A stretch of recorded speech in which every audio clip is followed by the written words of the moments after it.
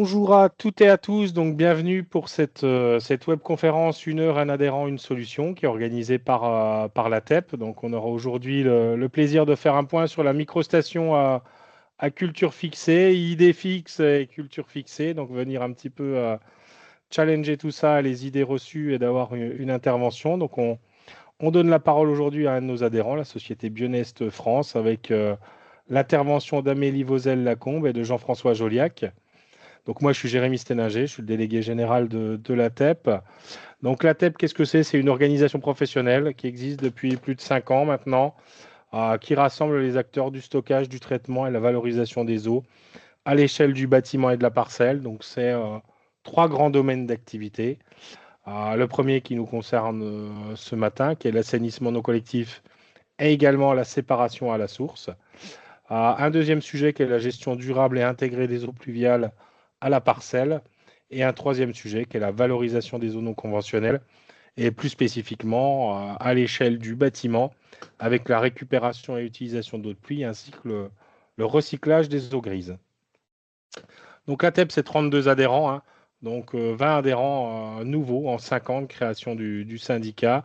Donc en 5 ans, la TEP est devenue un véritable syndicat professionnel de référence et un centre de ressources pour comprendre et agir. Il y a plus de 100 outils à disposition sur les sujets du stockage, du traitement et de la valorisation des eaux du bâtiment et de la parcelle.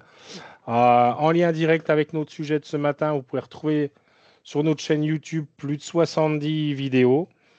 Vidéos, replay de conférences, interviews d'adhérents, retours sur des salons. Et vous pouvez retrouver notamment le replay de la dernière webconférence qu'on a fait avec Idéal Connaissance, qui était Assainissement non collectif 96-2026, 30 ans d'engagement et maintenant. Donc vous pouvez retrouver ce support-là.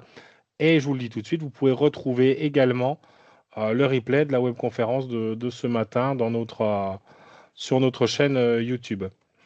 D'un point de vue documentaire, il y a un certain nombre de documents qui sont disponibles sur le site de la TEP, dont trois là que je souhaite mettre en avant. Un premier qui est notre premier dossier thématique qui est sorti en 2027-25 sur la gestion durable et intégrée des eaux pluviales. Au printemps 2026, tout de suite après les élections municipales, on a sorti un dossier thématique numéro 2 sur le stockage, le traitement et la valorisation des eaux pour les maires et les présidents d'intercommunalité. Et là, en juin, va sortir, donc il n'est encore pas sorti, c'est à venir, un recueil. C'est le premier recueil qu'on édite, donc de la fosse septique à la directive RU2, un siècle de réglementation de l'assainissement non collectif en France. Donc en fait, c'est un recueil et une analyse des différents textes réglementaires de l'ANC depuis 1925 jusqu'à aujourd'hui. Et dans ce document, on en profite pour mettre en avant les différentes propositions de la TEP qui sont portées depuis 5 ans, mais également qui sont en lien avec la transposition de la directive RU2. Et ces propositions, c'est la première fois qu'on le fait dans un document, elles sont accompagnées de retours d'expérience étrangers en Europe et même au-delà, qui montrent que ce qu'on propose, au-delà de la proposition, c'est des choses qui peuvent fonctionner, puisqu'elles fonctionnent dans d'autres pays aujourd'hui. Donc ce document sera disponible d'ici le 15 juin sur le site internet de la TEP. Donc la TEP, c'est 10 propositions, comme je le disais, 10 propositions des acteurs du traitement des eaux de la parcelle, qui vont d'accélérer la sobriété des usages de l'eau pour tous les Français, à la stimulation de la réhabilitation des installations d'assainissement non collectif, la promotion de la récupération d'eau de pluie comme une solution participative à la gestion des eaux pluviales, et développer la valorisation des eaux non conventionnelles. Et tout ça, ça peut passer par un certain nombre d'obligations, comme l'intégration d'une étude de faisabilité dans le code de la construction pour toute construction nouvelle ou rénovation, de mettre en place une attestation de conformité des différentes installations de distribution et d'évacuation d'eau du bâtiment, pérenniser les installations. On sait que c'est un sujet délicat, mais un sujet essentiel aujourd'hui, qu'est la promotion, la professionnalisation et la réalisation effective des obligations d'entretien et de maintenance de toutes les installations, et d'intégrer tout ça dans la politique environnementale globale, intégrer les installations dans le carnet d'information du logement, mettre en place un diagnostic des performances eau, performances hydriques des bâtiments à l'échelle du diagnostic des performances énergétiques. Et pour mettre tout ça en musique, il faut accompagner les Français. Donc, intégrer également un volet eau dans le dispositif France Rénov'. Donc voilà nos différentes propositions.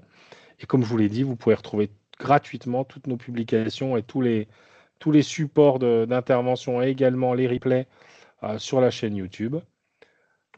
Et voilà, j'en ai terminé par ce temps d'introduction. Donc je vais céder la parole maintenant à Amélie et à Jean-François. Et à la fin, vous pourrez prendre la parole. On pourra avoir un temps d'échange avec les participants et on pourra réactiver les caméras et les micros pour que vous puissiez prendre la parole. Donc Amélie et Jean-François, merci, merci d'avance pour l'intervention et puis je vous donne la parole.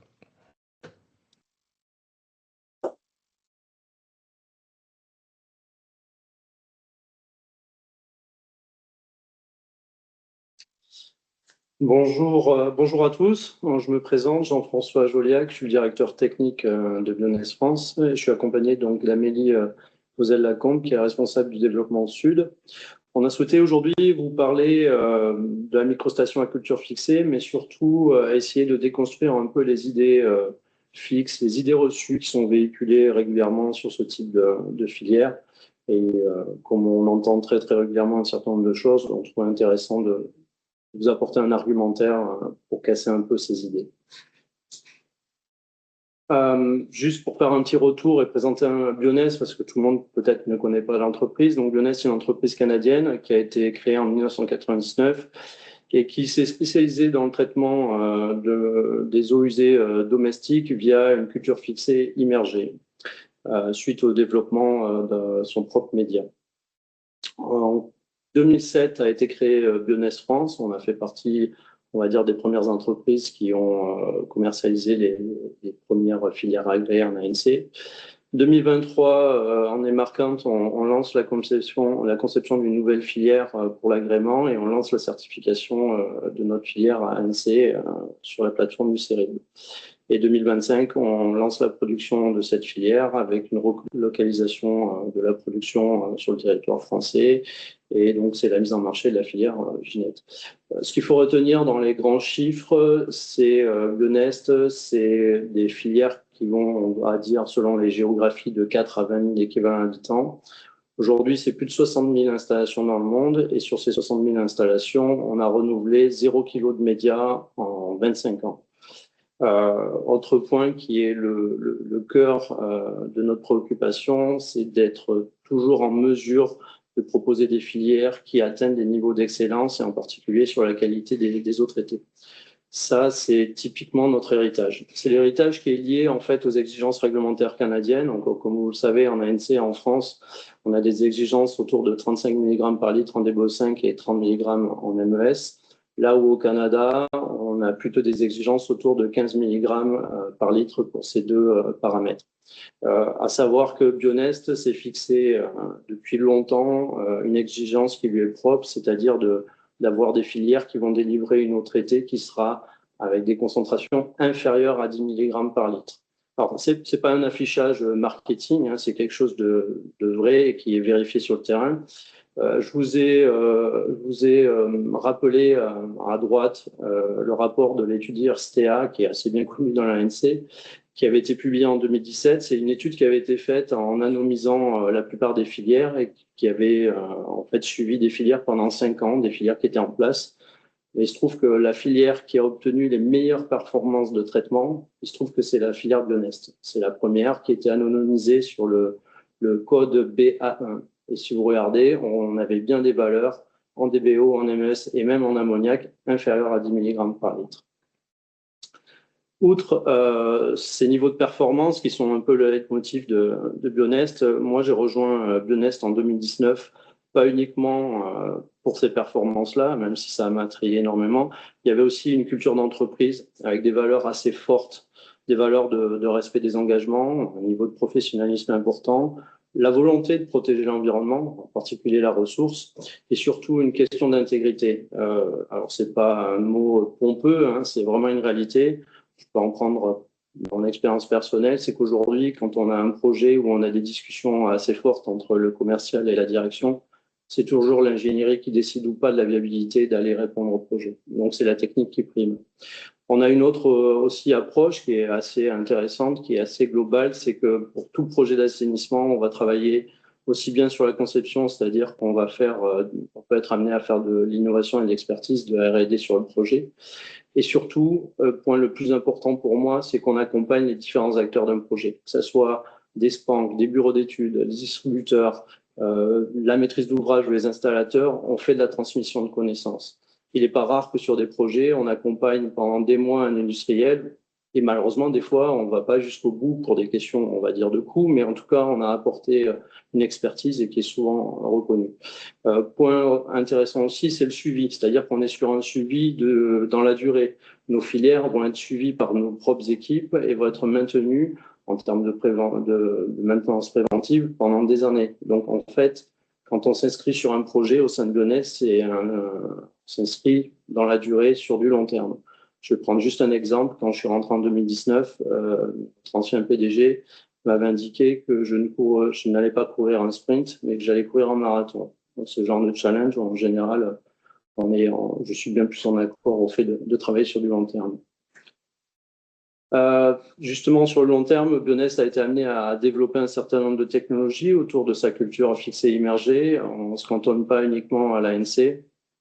On a développé aussi des filières en semi-collectif, avec des filières qui en général sont plutôt sur mesure et où on peut répondre à différents types d'applications, que ce soit camping, agroalimentaire ou tertiaire. Il y a une décennie, les équipes canadiennes ont développé une autre technologie qui s'appelle le CAMAC, qui est un modèle d'intensification du fonctionnement des lagunes d'assainissement. À savoir que c'est un projet, enfin en tout cas c'est une solution qu'on envisage de tester dans les mois qui viennent sur des lagunes en France. Et dernière technologie, c'est le fait de fournir des unités mobiles. On fait ça depuis plus de 2 décennies. On fournit des unités mobiles, en particulier pour les bases de vie chantier.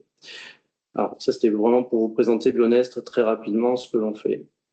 Pour revenir à notre sujet principal, qui est donc la question des micro-stations à culture fixée, et puis surtout les idées reçues qui sont régulièrement entendues. La première, pour la citer, c'est souvent on nous dit oui, mais une micro-station à culture fixée, c'est complexe à installer. On nous dit oui, c'est compliqué aussi à entretenir. Il y a des équipements électromécaniques. En plus, ces équipements électromécaniques apportent une fragilité, donc c'est pas toujours performant. Et puis, vos filières sont sensibles. Elles sont sensibles, elles ne sont pas spécialement adaptées à traiter des variations de charge, que ce soit de la surcharge ou de la sous-charge. Donc, potentiellement, c'est des filières qui ne traiteront pas bien. Alors, on va essayer avec Amélie, dans les slides suivantes, de vous montrer que certaines de ces idées reçues peuvent être écartées. Quand en 2023, on nous a demandé de travailler à la conception d'une nouvelle filière, on avait un cahier des charges qui était relativement simple.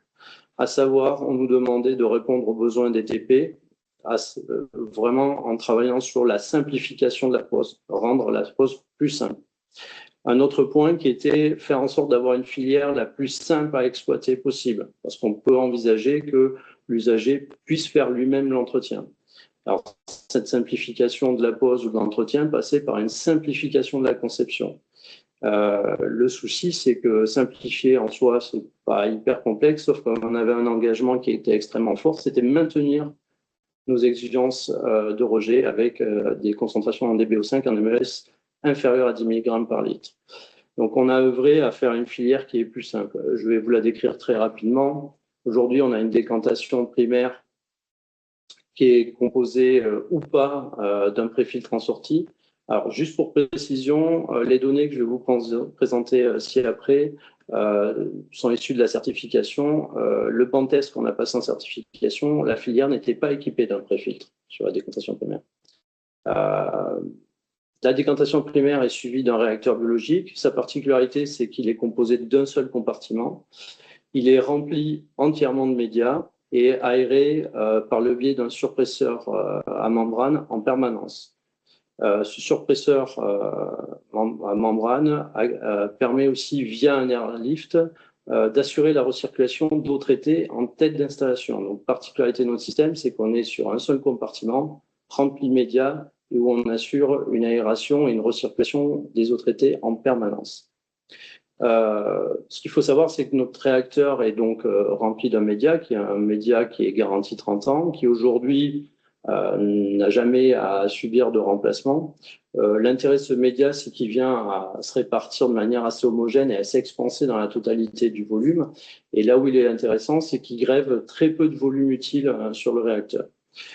Il offre une surface de fixation extrêmement importante pour le biofilm, donc on peut se retrouver avec une biomasse très très importante dans notre réacteur, ce qui fait qu'on se retrouve avec un traitement biologique qui est plutôt résistant aux à-coups de charge hydraulique, mais aussi aux à-coups de charge organique. Alors j'ai souhaité vous mettre un petit extrait que j'avais pu faire sur le banc de test qui avait été mis en place en certification. On voit bien qu'on a le biofilm qui s'est développé sur le média et puis l'eau interstitielle qui au final est l'eau épurée qui va rejoindre le milieu naturel. Première idée reçue à casser un peu, c'est que la microstation, d'une manière générale, c'est trop sensible, donc ça traite mal et c'est vraiment pas adapté aux variations de charge. Ça, c'est quelque chose qu'on entend extrêmement souvent. Je pense que c'est aussi très lié à la sémantique qu'il y a, c'est-à-dire que la microstation, elle englobe beaucoup de choses et on a tendance à mettre beaucoup, on va dire, de défauts au terme microstation. Je vais essayer de vous montrer que la filière, en tout cas en microstation à culture fixée immergée, est tout à fait adaptée aux variations de charge. Alors pour cela, je vous ai indiqué un certain nombre de données qu'on a obtenues durant la certification de notre filière, donc entre 2023 et 2024. C'est un test qu'on a réalisé pendant plus de 12 mois, donc on a dépassé les temps qui étaient utilisés pour la simple certification, tout simplement parce qu'on a sollicité le CERIC pour réaliser d'autres tests qui ne sont pas obligatoires pour obtenir l'agrément. En particulier, on a souhaité rajouter une phase de surcharge à 200% pendant un mois, suivie d'une séquence de stress de non-occupation pendant 15 jours où on alterne des journées sans apport d'effluent avec des journées où on vient apporter une charge nominale de 100%. Ces essais ont représenté plus de 3000 analyses et relevés, donc c'était assez chargé, et on a suivi jusqu'à 70 paramètres durant toute cette phase de test. À titre de transparence, je vous ai indiqué dans le tableau, donc dans les premières colonnes, on voit en haut, le niveau de charge organique moyen. C'est-à-dire qu'en fait, en fonctionnement nominal, on a porté 100% de la charge hydraulique. Ça, les organismes notifiés n'ont aucun problème pour assurer une charge hydraulique parfaite. Par contre, les charges organiques ne sont pas toujours en adéquation avec la charge hydraulique. Donc, en charge nominale, on était à 82% en organique. Sur la séquence de sous-charge à 50% en hydraulique, on était à 44% en organique, donc au final assez proche.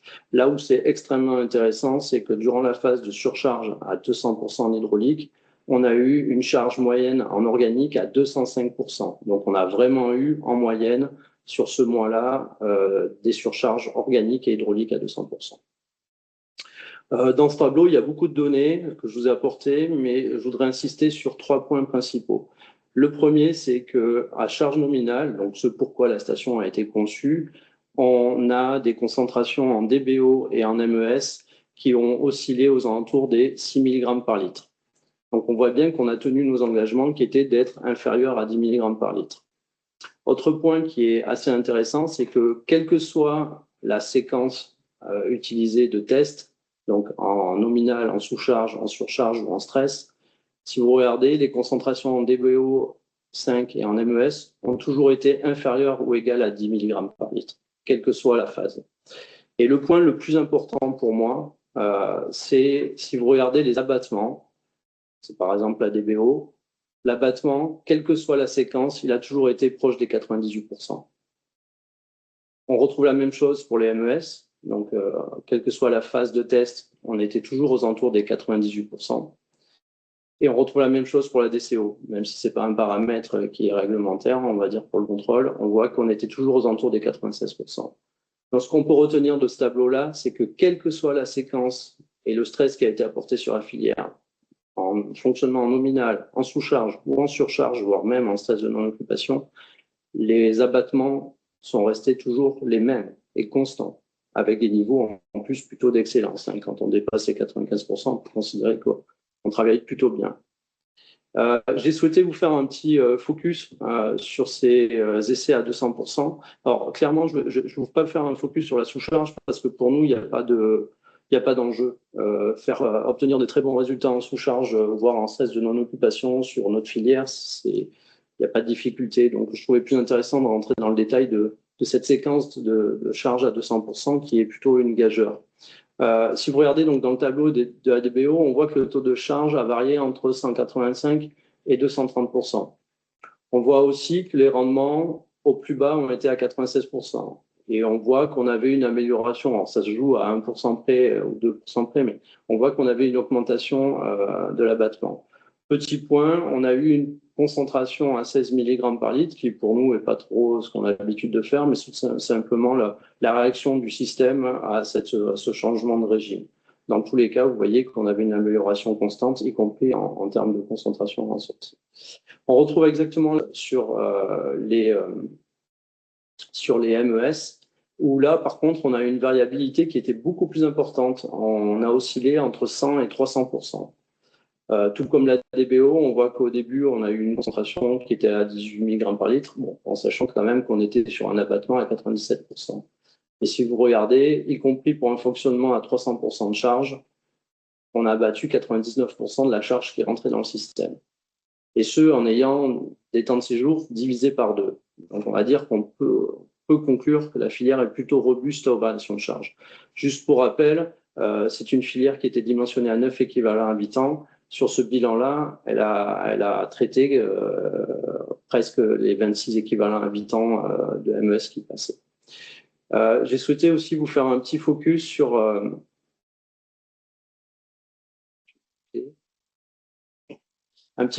l'azote. L'azote ne fait pas partie des obligations réglementaires sur les filières d'assainissement non collectif, mais je trouve assez intéressant d'en parler parce qu'on essaye quand même de faire en sorte de réduire au maximum les charges en nutriments en sortie de filière.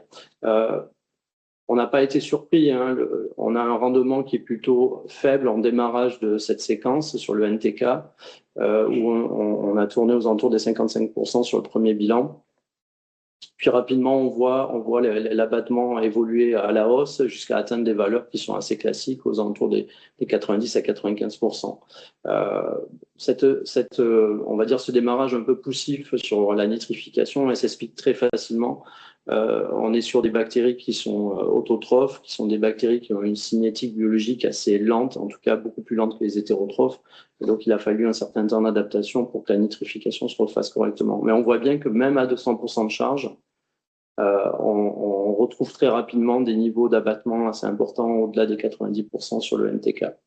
Évidemment, au niveau du NGL, on retrouve des données assez similaires parce que l'abattement de l'azote global est très lié à la qualité de la nitrification. Et on voit qu'on a rapidement, on est revenu à un régime normal et on est monté jusqu'à 90% d'abattement sur l'azote global. Alors, juste pour précision, parce que c'est important pour une question de transparence, la valeur de 90% est plutôt un épiphénomène qui est lié aux conditions de réalisation de ce bilan. Je ne vais pas rentrer dans les détails, quoique si vous avez besoin, je pourrais en parler après. Le fonctionnement plutôt normal sur le NGL, sur nos filières, je dirais que c'est plutôt celui-ci, c'est-à-dire autour des 60 à 70% d'abattement. En tout cas, c'est intéressant d'avoir une filière qui est capable d'abattre 70% quasiment de la pollution azotée qui rentre à l'intérieur. Quand je vous montre tous ces résultats-là, on peut que conclure sur le fait que la filière est extrêmement résistante à toutes ces variations. La question qui peut se poser, c'est mais pourquoi vous avez une telle stabilité des performances, quel que soit le régime? Alors, c'est un choix qu'on a fait. On sait qu'on travaille sur un réacteur qui est un écosystème biologique. Et comme dans tout écosystème biologique, quel que soit sa taille, mais c'est beaucoup plus marqué sur des réacteurs, il faut de la stabilité. Un système biologique, en général, n'aime pas trop la variabilité. Même si les bactéries ont des capacités à se réactiver très rapidement et à s'adapter, l'idéal, c'est d'apporter une stabilité.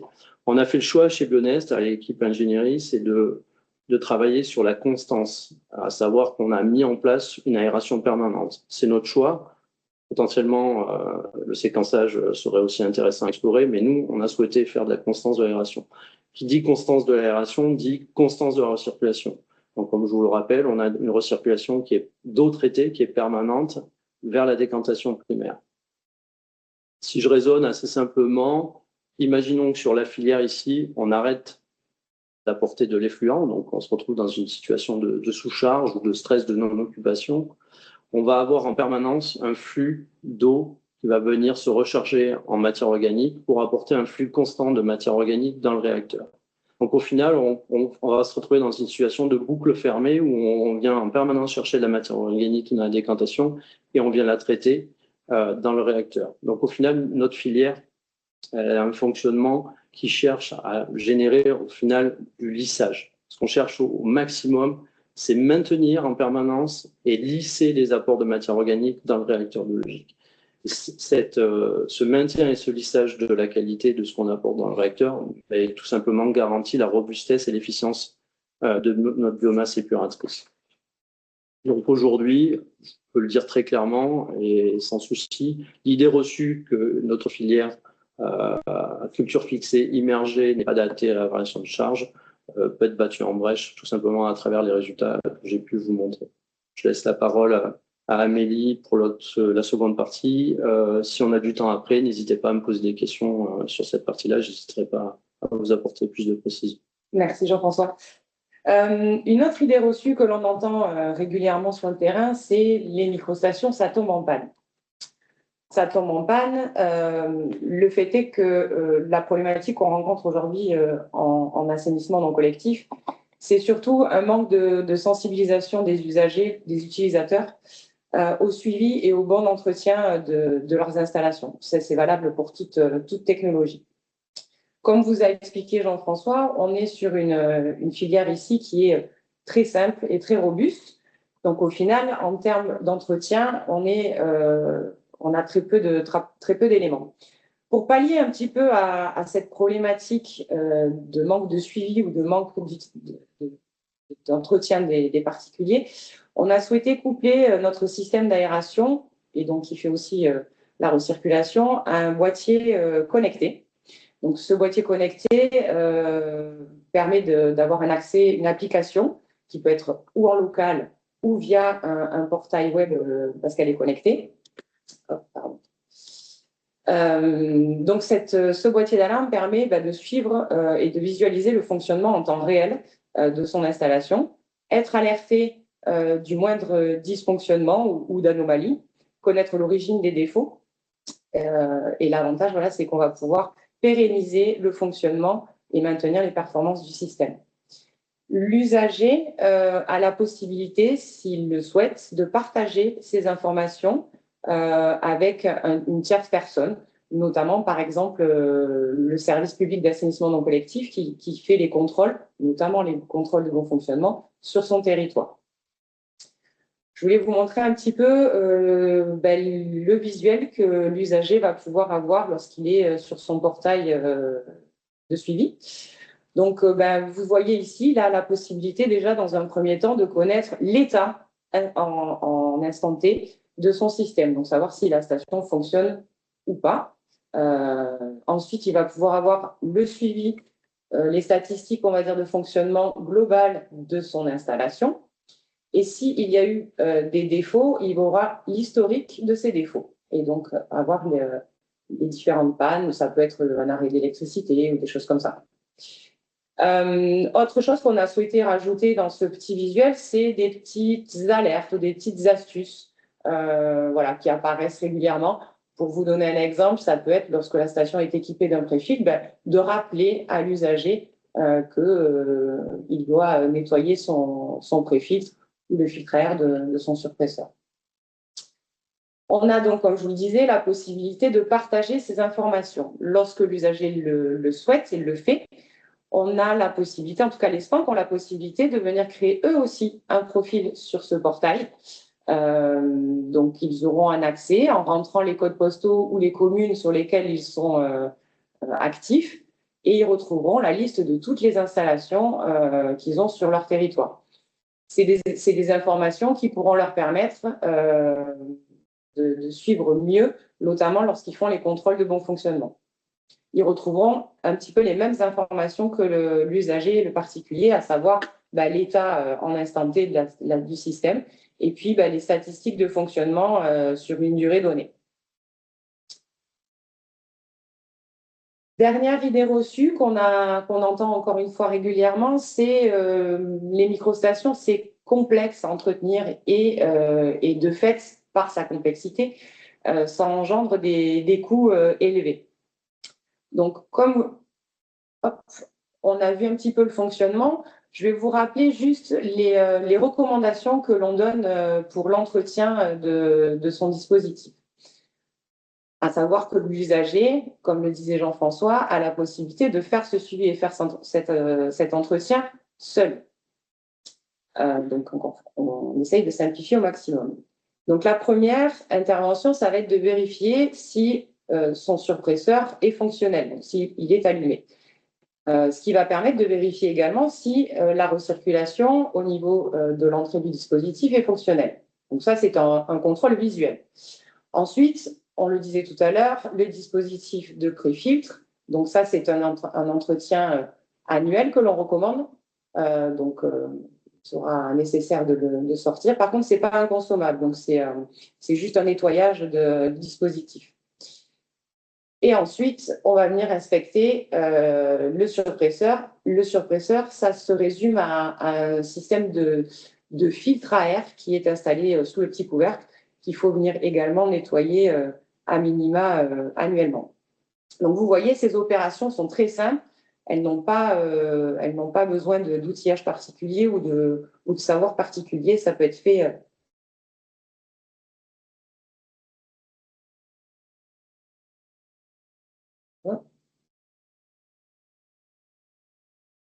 Chez Bionest, on a souhaité mettre, je sais pas pourquoi ça ne marche pas sur l'écran. Est-ce que vous voyez l'image bouger? Oui, on voit les images bouger. On est la réalité de terrain. Ouais, okay. Là, on a l'entretien in situ, là. Ok, super. Donc, chez Bionest, on fait partie des entreprises, comme l'a indiqué Jean-François. Notre but, c'est effectivement d'assurer la pérennité de nos dispositifs. De là, on fait partie des fabricants qui ont mis en place, via des équipes spécialisées, des contrats d'entretien qui sont proposés systématiquement aux propriétaires. Et on a des équipes qui sont sur le terrain et qui vont assurer le SAV, les services d'entretien, de dépannage, de diagnostic. Donc, nos techniciens sont spécialisés en nos filières. Ils ont des camions ateliers, donc ils peuvent avoir des pièces s'il y a besoin de faire des remplacements de suite. Ils sont répartis sur tout le territoire métropolitain. Aujourd'hui, pour vous donner quelques chiffres, voilà, c'est plus de 7000 interventions par an que l'on assure auprès de nos clients. Hop. On parlait donc aussi des coûts. Ça, c'est des choses qu'on entend aussi, c'est ça coûte cher.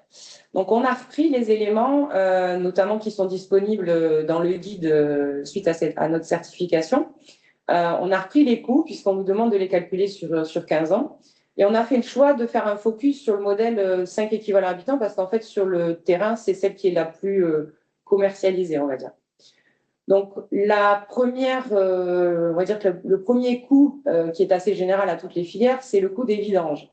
Sur une microstation, on est sur une demande de vidange lorsque le niveau de boue atteint 30%.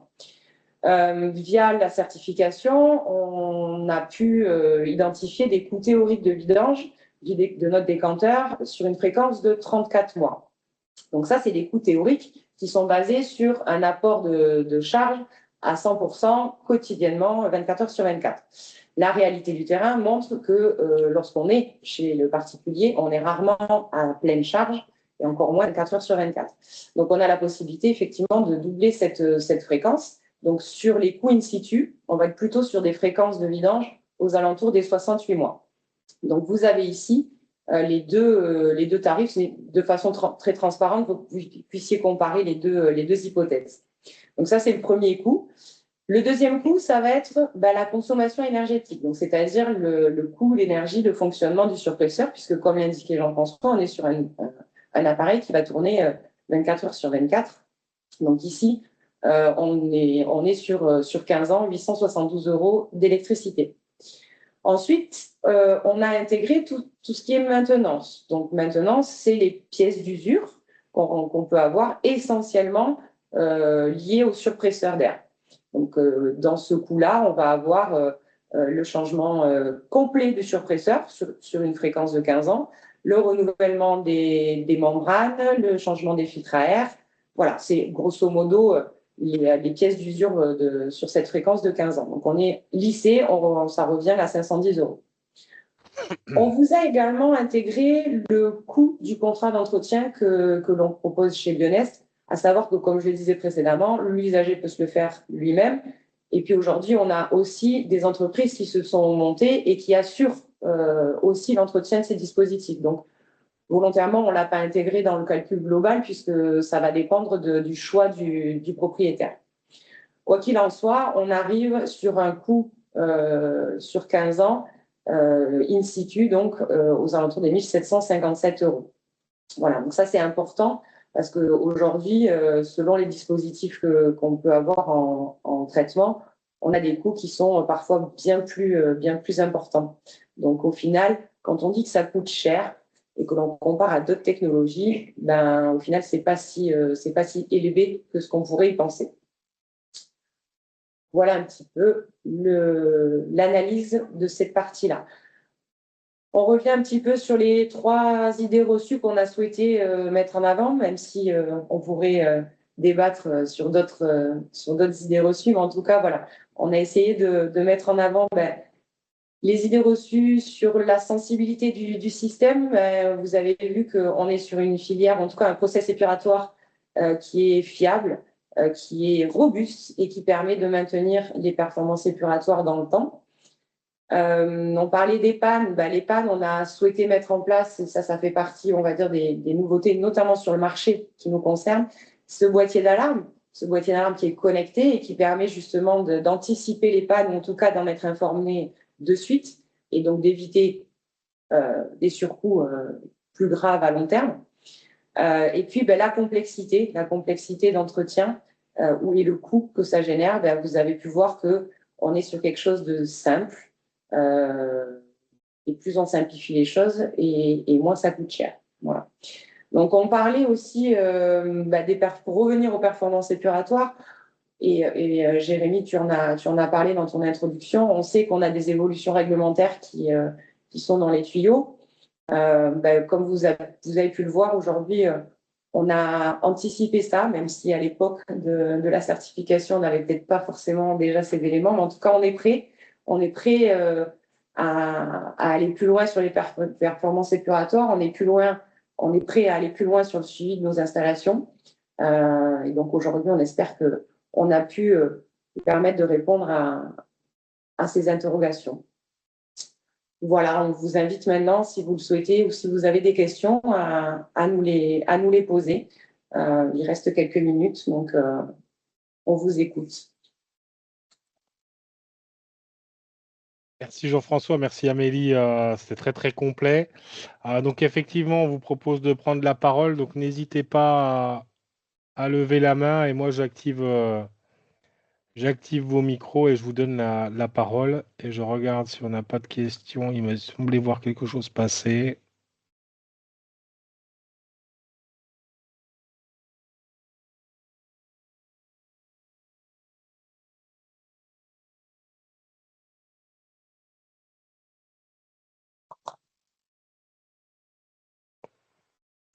Est-ce qu'il y a des questions, des réactions? N'hésitez pas.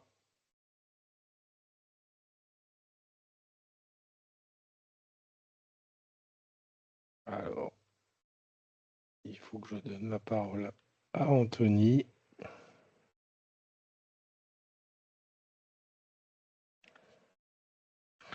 Vas-y Anthony, tu peux activer ta caméra et ton micro. T'as pas le micro là. C'est mieux avec le micro, je pensais que tu allais le faire. Merci Jérémy. Bonjour à toutes, bonjour à tous. Bonjour. Je suis désolé, j'ai pris la présentation en cours, donc peut-être que la question que je vais poser, vous en avez parlé. Je suis un organisme de formation et consultant en ANC. Et lors des formations, lorsqu'on présente notamment la famille des cultures fixées, La question qui revient régulièrement, c'est effectivement cette absence de clarificateur où on a des questions, en tout cas j'ai une question qui me dit, mais est-ce qu'on n'a pas un risque de décrochement de la biomasse en tout cas, du moins, le fait d'avoir un support à nouveau dans ce compartiment clarificateur, quels seraient les éléments que je pourrais apporter de manière simple pour rassurer les personnes qui ont peur? Donc, tant les performances respiratoires ne sont pas remises en question, bien au-delà, on comprend qu'on va peut-être même encore plus que des modèles classiques de culture fixée, mais il y a toujours cette crainte d'avoir du floc bactérien qui s'arrache et qu'on retrouve en termes de rejet. Ben, pour répondre à cette question qui est assez légitime, on a fait ce test justement à 200% de charge. Donc, vous voyez bien qu'en doublant le débit d'alimentation, on n'a pas vu de dégradation des concentrations en MES en sortie. Voire bien au contraire, parce que au bout de plusieurs semaines, on était à même pas 5 mg par litre en MES en sortie, alors qu'on appliquait un double de débit. Aujourd'hui, je ne sais pas s'il y a beaucoup de filières en ANC qui sont capables d'avoir 5 mg par litre en MES, y compris en étant équipés d'un clarificateur, en fonctionnant avec un doublement de la charge hydraulique. Donc non, il n'y a pas d'enjeu là-dessus. La question qui nous est posée aussi et qui rejoint la vôtre, c'est comment vous faites pour gérer ces bouts. Le choix d'avoir en fait un réacteur qui va se charger dans le temps d'une biomasse, on va dire constante, c'est-à-dire qu'on ne fait qu'augmenter la charge en biomasse dans le temps, fait qu'en fait on se retrouve avec une charge extrêmement importante de biomasse par rapport à la quantité de pollution qui rentre. Et donc plus on a de biomasse, nous, et plus c'est intéressant en fait pour abattre la DBO5 entre autres. Donc vous voyez bien que plus on a de bouche à nourrir par rapport à ce qui est à alimenter, plus c'est intéressant. Alors, il y a une limite à un moment donné, évidemment, mais l'avantage, c'est qu'avec nos dimensionnements, cette limite, elle se compte en année. En général, sur un système Bioness qui fonctionne à 100% de charge, on va pouvoir envisager des transferts de bouts biologiques, je parle, aux alentours des 5 à 8 ans. Donc, vous voyez, c'est un transfert qui s'effectue assez facilement, qui est très, très rapide et qui n'a lieu qu'au bout de 5 à 8 ans. Ce qui fait qu'on a une minéralisation importante. Je ne vais pas rentrer dans les détails, mais on a évidemment des âges de boue qui sont extrêmement élevés, donc une minéralisation importante. J'en ai pas parlé, mais quand on fait fonctionner notre système en sous-charge, on a aussi une dégradation des boues primaires. Et ça, c'est quelque chose qu'on a constaté durant la certification. Je ne sais pas si j'ai répondu complètement à votre question, mais Si, pour nous, non, il n'y a partie. pas d'enjeu. Il n'y a pas d'enjeu sur la question du décrochage de la biomasse. Malheureusement, les décrochages de biomasse, et c'est valable pour toutes les filières, s'il y a un apport trop massif d'un bactéricide violent, et encore, il faut vraiment qu'il soit concentré. Là, pour le coup, il peut y avoir un décrochage de biomasse. Mais j'ai envie de dire, c'est le propre de toutes les filières. Ok, merci. Merci Anthony, merci Jean-François. Jean-Philippe, j'ai vu que tu levais la main. Oui, bonjour. Ça va, on Bonjour. m'entend? Oui. Oui. Donc Jean-Philippe Gosselin, bureau d'études Valo Conseil et formateur chez Au fil de l'eau. J'ai bien écouté la présentation, qui était très intéressante. On voit donc pendant la phase d'études sur la plateforme du CERIP, vous avez eu des très bons résultats, donc qui montrent les performances de la filière. Toutefois, sur le terrain, on sait pertinemment que c'est très lié aux conditions d'entretien de la filière et on voit régulièrement des situations où le particulier n'entretient pas correctement sa filière. Donc la question à Bionest, c'est est-ce que Bionest est favorable à imposer un contrat d'entretien sur les filières type microstation pour garantir les performances et l'efficacité réelle de ces filières-là?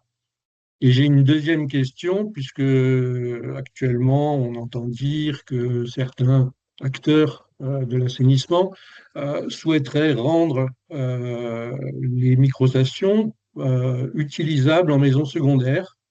Et j'aimerais savoir la position de Bionest par rapport à ces possibilités-là. Alors, bonjour Jean-Philippe.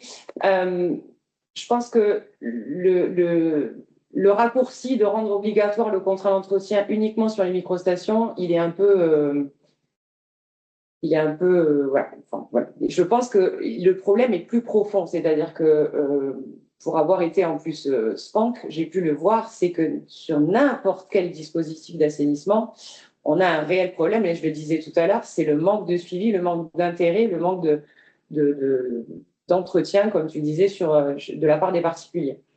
Je pense que l'entretien est obligatoire, la souscription à un contrat ne l'est pas. Donc effectivement, pourquoi ne pas effectivement rendre les contrats, en tout cas la souscription à un contrat obligatoire? Je pense que ça éviterait beaucoup de problèmes et de dysfonctionnements sur le terrain. Nous, on a un petit peu anticipé ça, et c'est aussi le choix qu'on a fait en développant cette alarme connectée, c'est que s'il y a un souci, s'il y a une panne, on est informé de suite. De s'arrêter à l'obliger à une certaine catégorie de filières de traitement, je trouve que c'est un peu raccourci. Pour moi, l'entretien, il est valable pour toute filière, que ce soit de la fosse sous eau ou d'autres typologies de projets. Il y a un entretien plus ou moins lourd selon les filières, donc ça, on l'entend, mais il faut faire un suivi, et en tout cas, il faudrait que le contrat il soit valable pour toutes les filières d'assainissement. Je laisse la parole sur la deuxième partie de ta question à Jean-François. Oui, alors sur la question de la résidence secondaire, évidemment, en tant que fabricant de filières qui sont, pour moi, tout à fait adaptés au fonctionnement en résidence secondaire, on est un peu frustré de voir qu'on nous interdit de le faire, d'autant plus qu'on le fait sans problème quand on dépasse les 20 équivalents habitants. Aujourd'hui, on a des filières qui sont très très proches et très similaires de celles que je vous ai présentées et qui fonctionnent très bien avec du séquençage d'alimentation. Et c'est même là où on a les meilleurs résultats. Il ne faut pas se leurrer. Les meilleurs résultats, c'est quand on a des apports qui sont extrêmement faibles. Pour la petite anecdote, les filières Bionest, à la base, ont été conçues pour la résidence secondaire. Au Canada, les premières installations qui sont faites, c'était essentiellement en résidence secondaire. Donc, c'est un peu compliqué de se dire que nous, en France, on n'a pas le droit. Bon, au-delà de 20 équivalents habitants, il n'y a pas de problème, on fait le travail. Un exemple tout bête, et on répond sur beaucoup de campings, et on ne peut pas dire que les campings ne soient pas sur du fonctionnement en alternance. Il y a des périodes où ils ne travaillent pas. Donc oui, elle est totalement adaptée à ce fonctionnement-là, mais d'un point de vue réglementaire, aujourd'hui, on n'a pas le droit. Voilà, c'est comme ça. En tout cas, j'espère sincèrement qu'un jour, ça sera revu et qu'on pourra être capable de proposer ça à certains de nos usagers, oui. Parce que c'est fonctionnel, ça marche. Ok, merci bien. Merci à vous.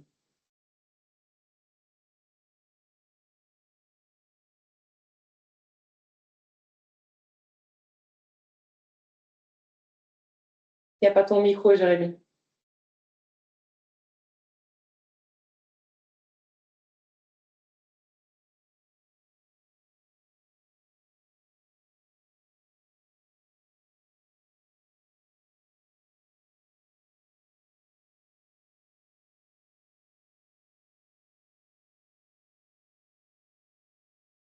C'est pas Jean-François qui voulait poser une question.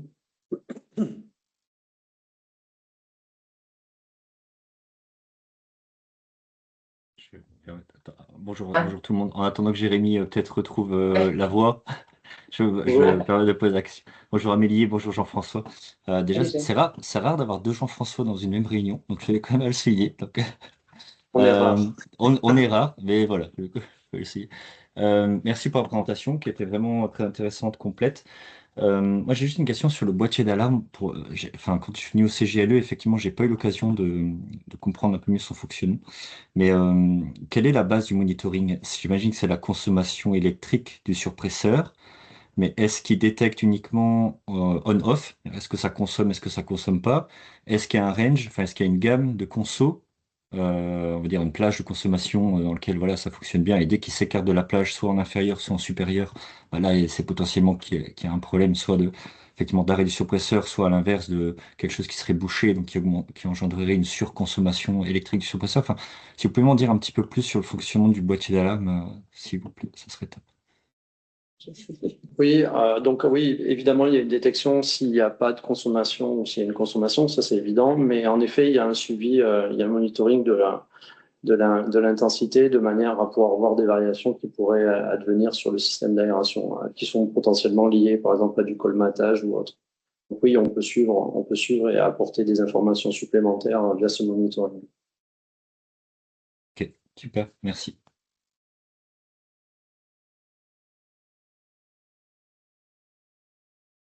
Merci Jean-François pour la question, merci pour les réponses. Donc j'ai dû partir et revenir, j'avais tout qui était bloqué. Je vois une main levée. Laurence, allez-y, posez votre question.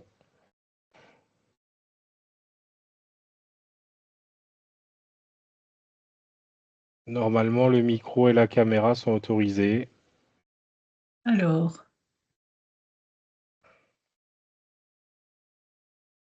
oui, bonjour. Vous m'entendez? Bonjour. Oui. Oui. Oui. Donc moi, je suis un bureau d'études prescripteur en assainissement non collectif. J'avais juste une question, donc peut-être plus pour Jean-François. On prescrit parfois des dispositifs inférieurs à 20 équivalents habitants qui ne correspondent pas à un usage domestique. Par exemple, station de lavage de véhicules ou autre, on est plutôt en dessous de 20 équivalents. Et on est dans cet arrêté-là, et c'est pas des eaux usées domestiques à proprement parler. Donc je voulais savoir si la filière était aussi adaptée pour ce genre et quelles étaient les limites d'usage, en fait, les limites de concentration pour avoir une efficacité conforme à l'arrêté, aux exigences de l'arrêté. Je vais faire une réponse de Normand, mais sincèrement, la filière, bon, on a fait une filière en ANC qui répond à un agrément, donc elle répond dans un cadre qui est bien précis, qui est une charge nominale. Et cette charge nominale, elle est liée à une charge en DBO5 qui ne doit pas dépasser les 400 mg par litre et qui ne doit pas dépasser la charge nominale à 100%. Donc, du moment qu'on sort de ce cadre-là, on ne pourra pas justifier qu'elle est complètement fonctionnelle et ça va être du cas par cas à étudier. On peut être amené, alors sur les eaux de lavage, je suis un peu plus circonspect parce que c'est fonction de ce qu'on apporte. On va se retrouver avec des effluents qui vont être extrêmement sous-chargés et plus problématique que la sous-charge, c'est plutôt de la carence. Si on a des carences en azote et en phosphore, je ne vois pas comment l'activité biologique pourrait être optimale. Ça, c'est le premier point. Le fait qu'il y ait potentiellement aussi des produits d'entretien qui peuvent être agressifs, bon, ça peut être discutable. Encore une fois, c'est du cas par cas. Dès qu'on sort en fait du cadre des eaux usées domestiques classiques, on ne peut pas dire que la filière ne soit pas adaptée. Il faut juste vérifier en fait dans quelles conditions elle va être utilisée. Donc, faire une caractérisation des effluents et derrière voir s'il n'y a pas lieu de mettre en place peut-être des pré-traitements et éventuellement la filière derrière. On le voit souvent, c'est plus un sujet qu'on aborde sur les eaux chargées, dès qu'on est sur des effluents extrêmement chargés et on rentre souvent, on sort du cadre de ANC et vite fait on se retrouve dans le cadre du Solnico parce que les charges en DBO5 sont très, très importantes. Et là on fait vraiment une adaptation de la filière. Donc, vous donnez une réponse généraliste en disant oui, on est adapté. J'ai envie de dire non, parce que par sécurité, il faut faire du cas par cas. Poser la question. Après, voilà. Merci. Si je dois faire une réponse honnête et juste. Merci. On peut prendre une dernière question avant de conclure. N'hésitez pas.